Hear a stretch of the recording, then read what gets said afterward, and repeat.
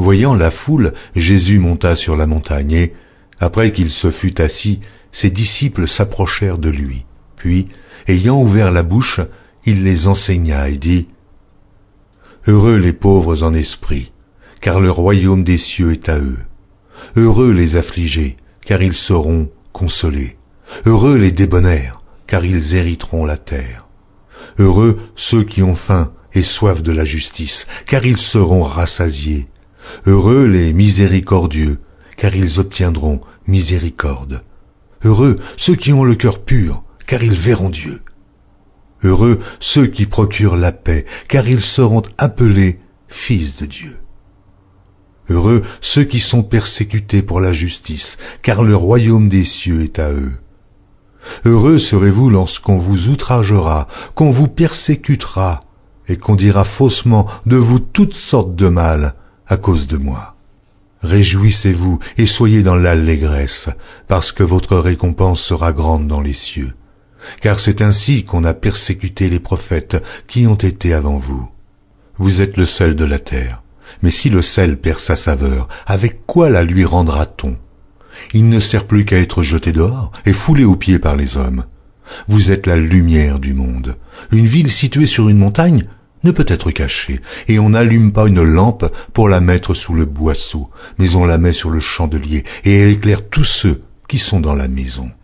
Que votre lumière luise ainsi devant les hommes, afin qu'ils voient vos bonnes œuvres et qu'ils glorifient votre Père qui est dans les cieux.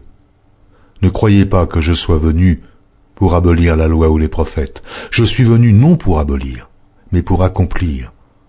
Car je vous le dis en vérité, tant que le ciel et la terre ne passeront point, il ne disparaîtra pas de la loi un seul iota ou un seul trait de lettre jusqu'à ce que tout soit arrivé. Celui donc qui supprimera l'un de ces plus petits commandements et qui enseignera aux hommes à faire de même sera appelé le plus petit dans le royaume des cieux.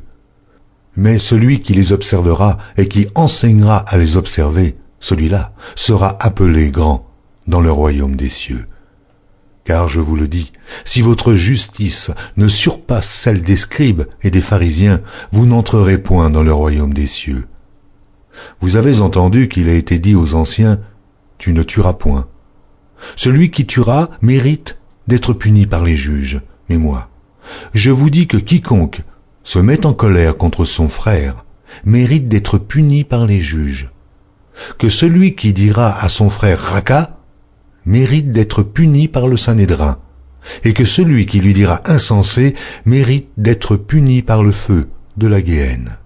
Si donc tu présentes ton offrande à l'autel, et que là, tu te souviennes que ton frère a quelque chose contre toi, laisse là ton offrande devant l'autel, et va d'abord te réconcilier avec ton frère, puis viens présenter ton offrande. Accorde-toi promptement avec ton adversaire, pendant que tu es en chemin avec lui, de peur qu'il ne te livre au juge, que le juge ne te livre à l'officier de justice, et que tu ne sois mis en prison. Je te le dis en vérité, tu ne sortiras pas de là que tu n'aies payé le dernier cadran. Vous avez appris qu'il a été dit, tu ne commettras point d'adultère. Mais moi, je vous dis que quiconque regarde une femme pour la convoiter a déjà commis un adultère avec elle dans son cœur. Si ton œil droit est pour toi une occasion de chute, arrache-le et jette-le loin de toi. Car il est avantageux pour toi qu'un seul de tes membres périsse, et que ton corps entier ne soit pas jeté dans la Guéhenne. Et si ta main droite est pour toi une occasion de chute, coupe-la et jette-la loin de toi, car il est avantageux pour toi qu'un seul de tes membres périsse, et que ton corps entier n'aille pas dans la Guéhenne. Il a été dit que celui qui répudie sa femme lui donne une lettre de divorce. Mais moi je vous dis que celui qui répudie sa femme, sauf pour cause d'infidélité, l'expose à devenir adultère, et que celui qui épouse une femme répudiée commet un adultère.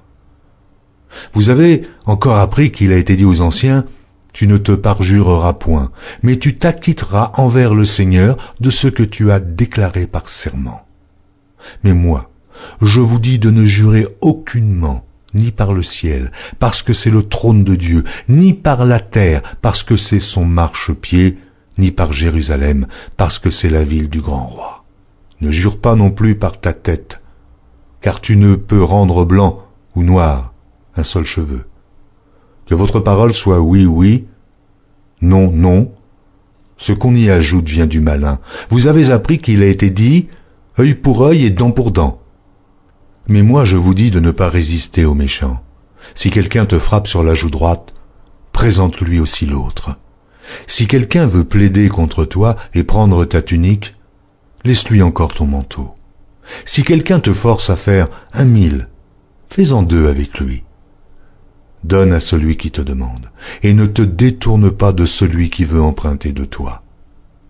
Vous avez appris qu'il a été dit, tu aimeras ton prochain, et tu haïras ton ennemi. Mais moi, je vous dis, aimez vos ennemis, bénissez ceux qui vous maudissent, faites du bien à ceux qui vous haïssent, et priez pour ceux qui vous maltraitent et qui vous persécutent, afin que vous soyez fils de votre Père qui est dans les cieux, car il fait lever son soleil sur les méchants et sur les bons, et il fait pleuvoir sur les justes et sur les injustes. Si vous aimez ceux qui vous aiment, quelle récompense méritez-vous? Les publicains aussi, n'agissent-ils pas de même? Et si vous saluez seulement vos frères, que faites-vous d'extraordinaire?